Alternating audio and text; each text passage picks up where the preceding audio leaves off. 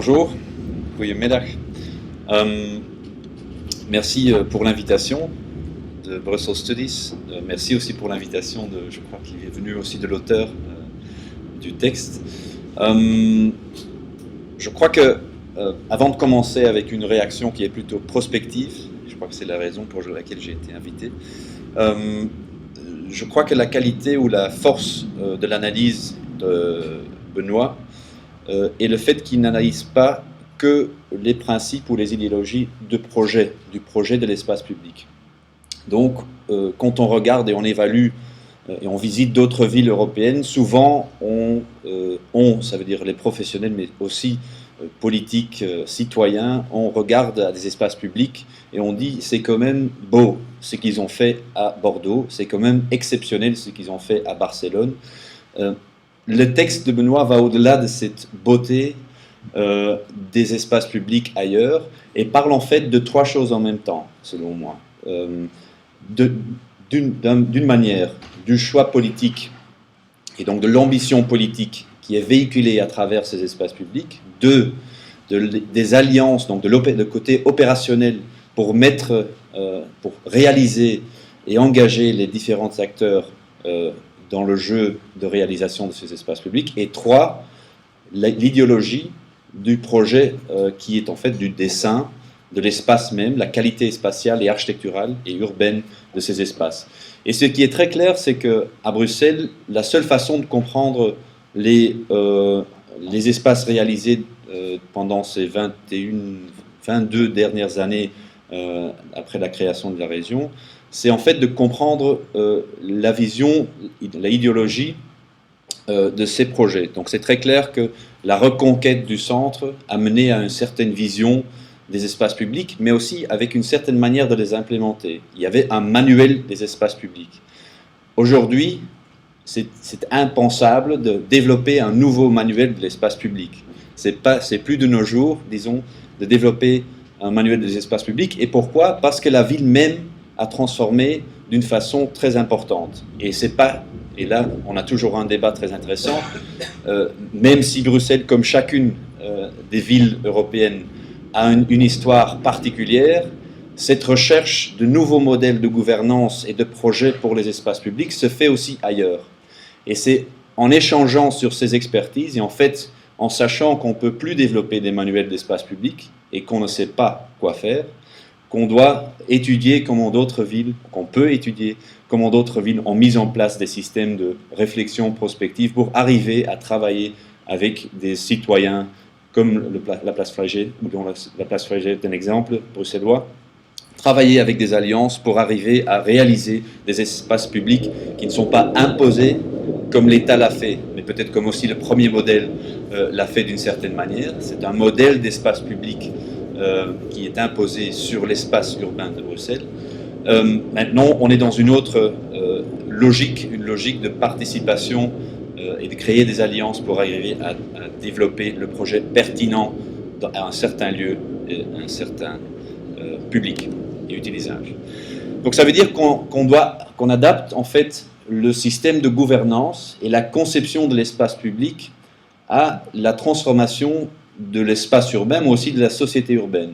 Et c'est là où le plus important, le mot le plus important selon moi, c'est la pratique sociale, ou l'utilisation des espaces publics dont Benoît a parlé, qui a largement changé. J'utilise une image que le World Bank, donc la Banque mondiale, a réalisée pour décrire, de façon trop simpliste, comment la nature de la ville même a changé tout à fait. Donc on avait une ville avec une identité très cohérente vis-à-vis un paysage où une autre classe sociale et économique habitait. On est pendant le Moyen-Âge déjà, on a connu un réseau de villes, mais maintenant on est dans une situation où les villes ont une complexité énorme. Et en fait, c'est dans ce contexte où la division entre des classes sociales, la fragmentation du territoire, donc en fait, devient le défi principal d'une politique urbaine et aussi le défi principal auquel doivent répondre les espaces publics. Donc, cette idée de la ville, j'utilise l'image d'Amsterdam ici, cette idée de la ville existe encore. On pourrait dire, c'est un peu provoquant, que c'est le premier modèle dont Benoît a parlé.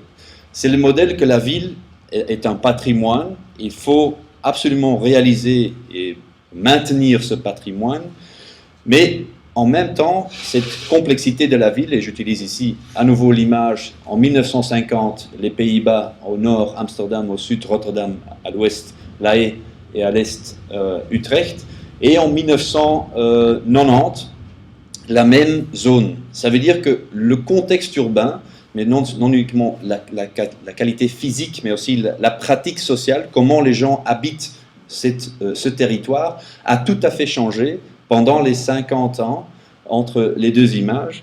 Et ça veut dire qu'aussi notre vision de l'espace public ne peut pas rester, on ne peut pas maintenir cette vision de l'espace public pour intervenir dans un contexte qu'on voit à droite. Bruxelles, dans cette même étude de la Banque mondiale, deuxième image, juste après la dernière, Bruxelles. L'espace de Bruxelles est beaucoup plus complexe que la ville centrale, donc la première couronne de Bruxelles, dont Benoît parle aussi dans l'article, pour laquelle on a d'idées, on sait comment intervenir, on a le modèle d'intervention, mais on doit maintenant adapter le modèle d'intervention à la réalité bruxelloise, qui est beaucoup plus complexe, avec des projets métropolitains en réalisation. Donc on a réagi à des projets nationaux pour Bruxelles après la fondation de la région. Maintenant, on est confronté à des projets métropolitains, ce qui ne veut pas dire un élargissement de Bruxelles nécessairement, ce qui veut dire que la qualité, le caractère du développement de Bruxelles est de caractère métropolitain. Il y a des nœuds internationaux européens à côté des nœuds régional ou métropolitain de Bruxelles. C'est un nouveau domaine de projet pour l'espace public. Deux, si on regarde la diversification ou la fragmentation socio-économique de Bruxelles, c'est un défi qu'on doit traiter aussi à travers l'espace public. Ce qui implique que la suggestion que Benoît fait à la fin de son texte, qu'on ne peut plus réfléchir qu'à travers les interventions à l'échelle du contrat de quartier et de réaliser une qualité de l'espace public à cette échelle-là, mais qu'on doit réfléchir à l'échelle du territoire, a une raison. C'est pour savoir répondre à cette échelle ou cette fragmentation du territoire sur différentes couches. Troisième slide, la carte qui indique un peu le chômage ou la diversification territoriale du chômage à Bruxelles. Encore une raison pour intervenir de façon stratégique sur ce territoire à travers les espaces publics. Et donc, la transformation urbaine n'est pas quelque chose qui se fait pour améliorer, embellir l'espace urbain. La raison pour laquelle on transforme la ville a tout à fait changé. La raison pour laquelle on intervient dans la ville est pour engager les citoyens, les pratiques sociales, les pratiques économiques dans la ville. Et si on regarde maintenant à quelques exemples étrangers européens, on peut voir que l'intervention dans l'espace urbain n'est pas juste une tâche des espaces publics. Ça devient une tâche qui va aussi vers l'économie, qui va aussi vers, comme l'exemple de allée verte, promenade verte, oui, qui est en fait l'outil d'intervention n'est pas juste l'espace public traditionnel, mais devient autre chose. Et donc, tout le monde est d'accord sur une chose, il faut savoir améliorer la cohésion sociale de la ville et renforcer son potentiel économique. Et maintenant, la tâche qui est devant nous, c'est de voir comment les espaces publics et l'aménagement urbain est un outil pour réaliser ça. Et donc, ça, c'est la raison, et pas les questions esthétiques, pour laquelle on doit investir dans l'espace public urbain. Et donc, ça veut dire que c'est un changement d'outil, de pensée urbaine, de quelque chose on va réaliser la ville à travers les gigantesques projets comme la Défense, ou des projets comme à Barcelone, qui sont des super grands projets de transformation urbaine. Ça, c'est une échelle qui existe, on la connaît. Maintenant, le défi, c'est plutôt d'aller aussi à une échelle qui est à la fois plus grande, territoriale et à la fois plus petite.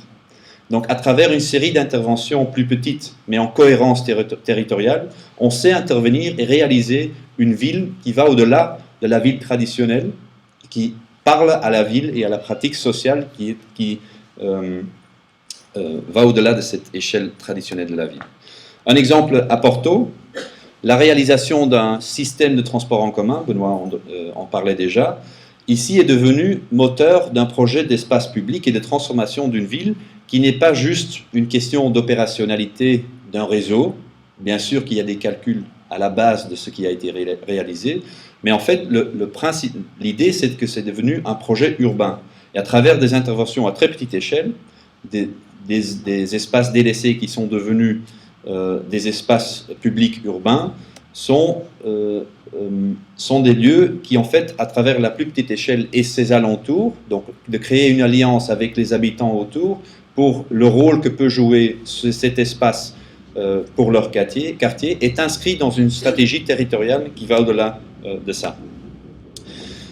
Donc on voit les lignes, mais on voit en fait les lieux de projet. Les lieux de projet sont en fait dispersés sur le territoire et vont relier des parties du territoire entre eux. Deuxième exemple, un tout petit exemple, et en fait c'est un exemple très parlant, le besoin à Zurich de transformer un lieu qui était très problématique en termes de pratiques sociales, c'était un lieu de vente de drogue et d'utilisation de drogue, tout au centre de Zurich. Ouais, là, un centre de jeunesse avait l'intention, et c'est là où un exemple d'une alliance qui se construit, donc ce n'est pas la décision à travers un manuel d'une autorité publique, c'est en fait l'acteur de la société civile qui propose de réaménager un lieu intéressant et central dans la ville.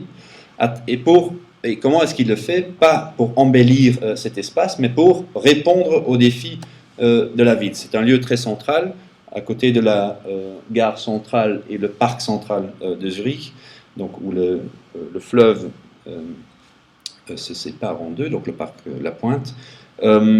Et le besoin d'éduquer les jeunes qui en fait fréquentaient cet espace public est traduit dans un lieu d'éducation, de formation de ces jeunes, et qui devient en fait un espace public. La formation se pratique dans l'espace public et sur l'espace public.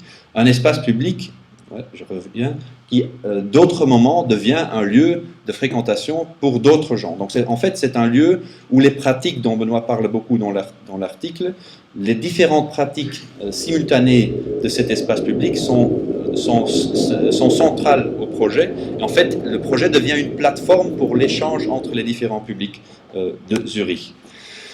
Troisième stratégie, ou exemple de cette stratégie, d'espace public, mais en lien avec une stratégie économique, c'est le projet des marchés à Barcelone. Donc on connaît tous la stratégie de l'espace public des années 80 à Barcelone. J'ai montré l'exemple des grands projets urbains de Barcelone. Maintenant, la ville de Barcelone, depuis quelques années, est en train de développer une stratégie économique qui est en train de recréer de façon stratégique sur son territoire l'activité économique locale avec une qualité architecturale importante. Donc, un projet qu'on avait montré pendant cette exposition Construire Bruxelles, c'est l'exemple du marché Santa Caterina, où l'espace public et le noyau en fait, d'un quartier est un projet pour une transformation d'un vieux monastère en marché public. Mais le plus important, c'est en fait que ce projet individuel s'inscrit dans une stratégie territoriale. Ça veut dire que dans chacun des marchés, dans chacun des quartiers, on est en train de recréer ou de donner une plateforme à la fois pour la rencontre entre des gens, donc on tisse un nouveau tissu métropolitain, et on renforce l'économie locale de ces quartiers. Donc pour conclure, je crois que l'article de Benoît a une grande qualité dans ce sens qu'il transcende, va au-delà de l'idée qu'il y a un débat entre quel type de forme et esthétique de l'espace public on doit réaliser à Bruxelles.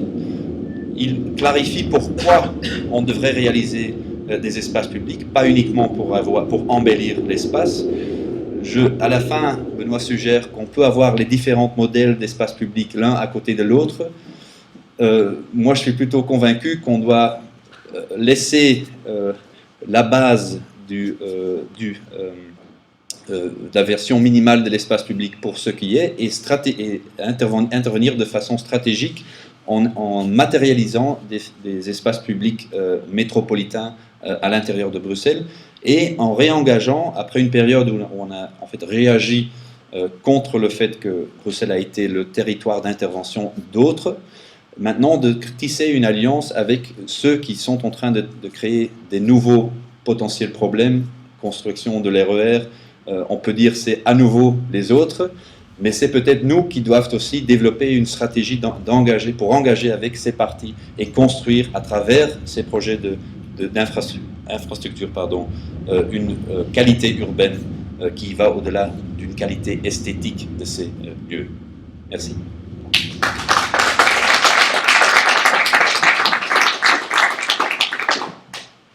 Super, merci beaucoup. Alors, donc aménager les espaces publics pour rencontrer les défis de la ville, notamment économiques.